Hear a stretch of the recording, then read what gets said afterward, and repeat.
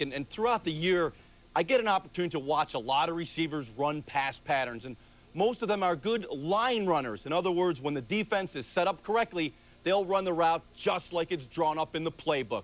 But to be an upper echelon receiver, you must have a feel for what the defense is trying to do to you. Broncos wide receiver Ed McCaffrey has that sixth sense.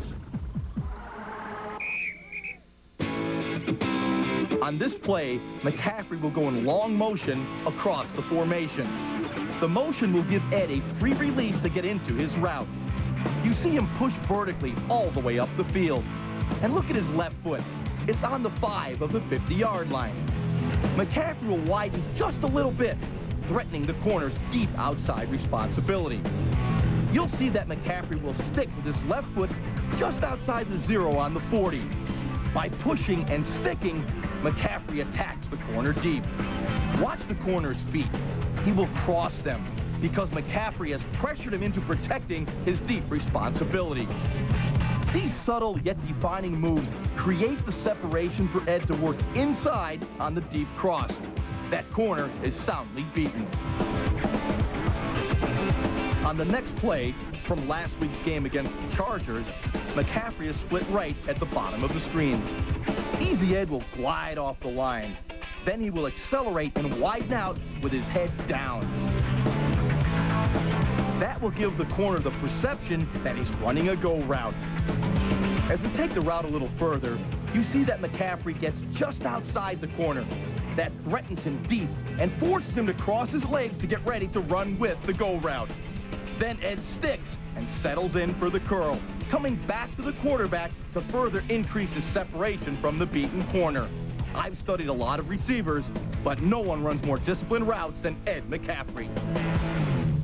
With Dale Cowder out of tonight's game, the Chiefs have a matchup problem. And, you know, Mike Shanahan is one of the NFL's best offensive coordinators. And the Broncos, they like to be aggressive early and play with a lead. And rest assured, Shanahan will find a way to come up with a scheme to get the 6'5" McCaffrey matched against a 5'7" Mark McMillan.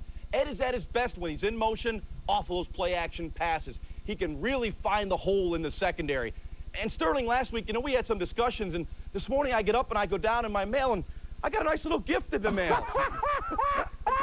Did you check your mail today? Did you get one of these? Jaws, I just wanted to say what an excellent playbook you just had. Knowledge and the information was just wonderful. But getting back to Ed McCaffrey, the one thing he does is look at Mark McMillan, who'll be matched up with him tonight. Mark McMillan is not a very good tackler, so I think you may see Ed McCaffrey run a lot of those routes that Jaws just showed us. And you see Mark right here getting ready. He has 19 career interceptions, and he's going to have a lot of opportunities tonight, I feel, to get more interceptions. Also, if you look at this matchup, James Hasty usually plays Shannon Sharp in the slots when they go 2 or 3 wide. So they also have matchup problems with Dale Carter not being in there. So this may be a game for Shannon Sharp to get on track and have the big 10-catch game as well. But Jaws did an excellent job showing us what it was we needed to look for. You know, when you talk about Ed McCaffrey going all the way back to his days with the Giants and Dan Reeves, and certainly something that Dan Reeves regrets, you know, there was a label on Eddie McCaffrey that he had a lack of toughness, and nothing could be further from the truth. The way you measure the toughness of a wide receiver is,